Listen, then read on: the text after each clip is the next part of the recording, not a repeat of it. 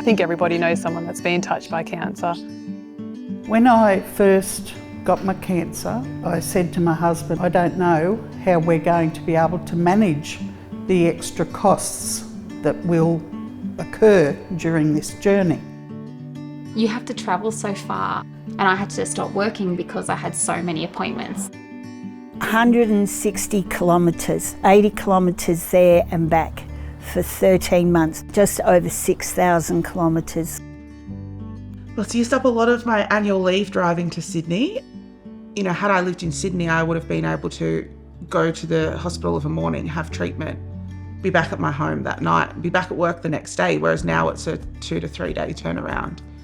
So we had to present at the Children's Hospital in emergency. We thought we were just going for a scan, but I didn't come back for like 2.5 weeks. The services aren't available locally. But I should imagine if you're in Sydney, you'd be a lot closer to the specialists and the major hospitals, and you would not have the travelling that you've got to do in the country. We're a fundraising group who help people who have been diagnosed with cancer and help them with all their medical bills. Financially is what we help them with. We're local volunteers helping local people.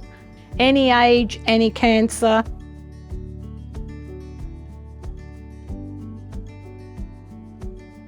It's all very private and confidential. You don't have to be embarrassed asking for help. So they'd pay for the gaps in the radiotherapy, the chemotherapy, they'd pay for my drugs.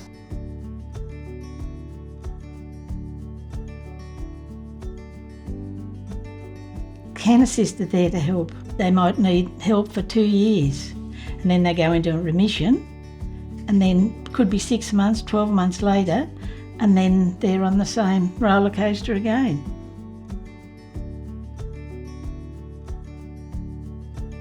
They're just beautiful, kind human beings that give up their time to raise funds for people like me. She was always keeping in touch, and at that point in time, it meant everything. They're angels.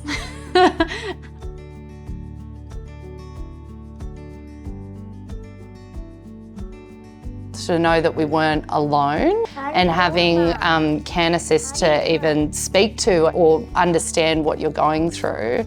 Thank you.